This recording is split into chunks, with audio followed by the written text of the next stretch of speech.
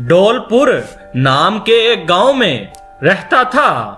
विशेष नाम का एक व्यक्ति अपने खानदान के साथ मिलकर रहता था।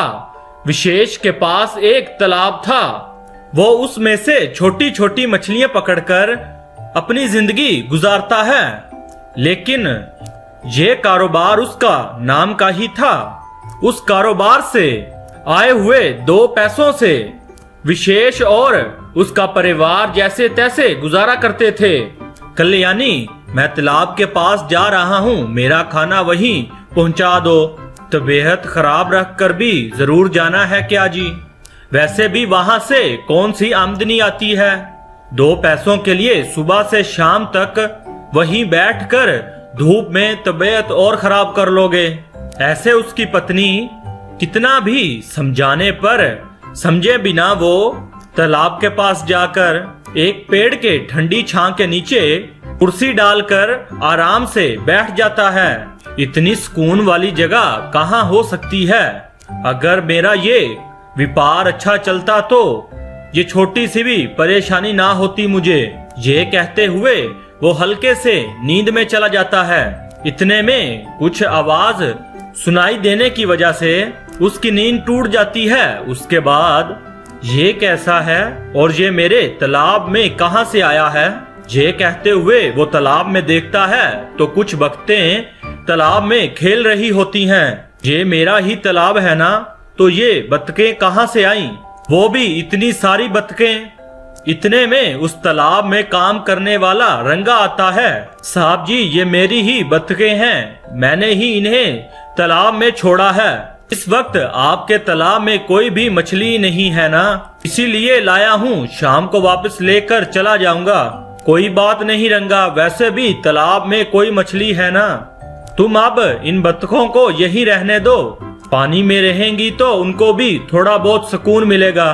क्या करूं साहब जी, इन बत्तखों को मेरे ससुर ने ला कर दिया था। इन्हें पालने में बहुत मुश्किल हो रही है और इन्हें पानी में रहना बहुत पसंद है। घर में भी यहाँ वहाँ अंडे दे रही हैं। ऐसे ही ढेर सारे अंडे हो रहे हैं। क्या करूं, कुछ समझ में नहीं आ रहा है। वो बातें सुनकर विशेष को अच्छा विचार आता है। तभी वहां पर टिफिन पकड़कर कल्याणी आती है। काम और बातें बाद में कर लेना, पहले खाना खा लो, अभी तक बहुत देर हो गई है। ठीक है रंगा, तुम जाओ, बाद में बात करते हैं। बाद में खा लूंगा खाना। इधर आओ, पहले इन बत्तखों को देखो।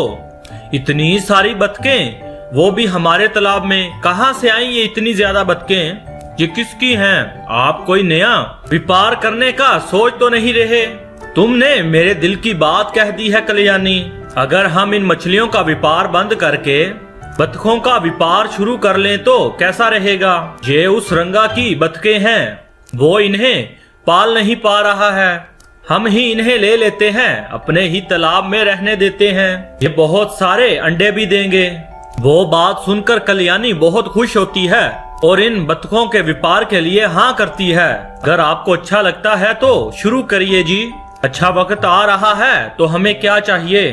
उसके बाद विशेष रंगा को बुलाकर उसे बेचने के लिए कहता है। ऐसे भी उन बत्तखों को पालते हुए परेशान रंगा खुशी से उन्हें अपने मालिक को बेचकर वहीं पर उन बत्तखों को पालने का काम करता है। बहुत खुशी हुई साहब जी, इन्हें पालने में बहुत तकलीफें आ रही थी। पानी में रखने के लिए इतनी जगह ना होने की वजह से काफी परेशान हो रहा था। उन्हें भी परेशानी हो रही थी। अब इन्हें भी आराम मिलेगा पानी में। वहीं पर सारी बत्तखें बेचकर फिर उन बत्तखों की देखभाल में लग जाता है रंगा। वो बत्तखें अच्छे से पानी में रहते हुए अंडे देने के समय बाहर निकलकर फिर से पानी में जाकर आराम से रहने लग पड़ती हैं। हाय, अब मेरा व्यापार कुछ अच्छा चल रहा है।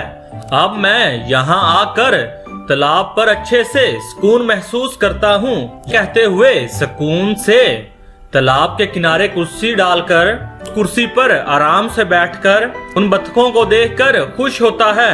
हाँ, देख रही हूँ, पहले खाना खाने के लिए घर आते थे, लेकिन अब तुम वो खाना खाने के लिए घर नहीं आ रहे हो? इतना सुकून है कल्याणी यहाँ पर। देखो तो हमें 3 वक्त का खाना देने वाली बतखें हैं ना, इसीलिए हमें जितना हो सके उतना अच्छे से इसे देख लेना चाहिए।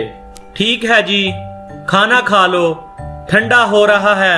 बहुत सुकून से तालाब के किनारे बैठकर आराम से तैर रही उन बतखों को देखते हुए सुकून से पेट भर कर खाना खाया है विशेष ने।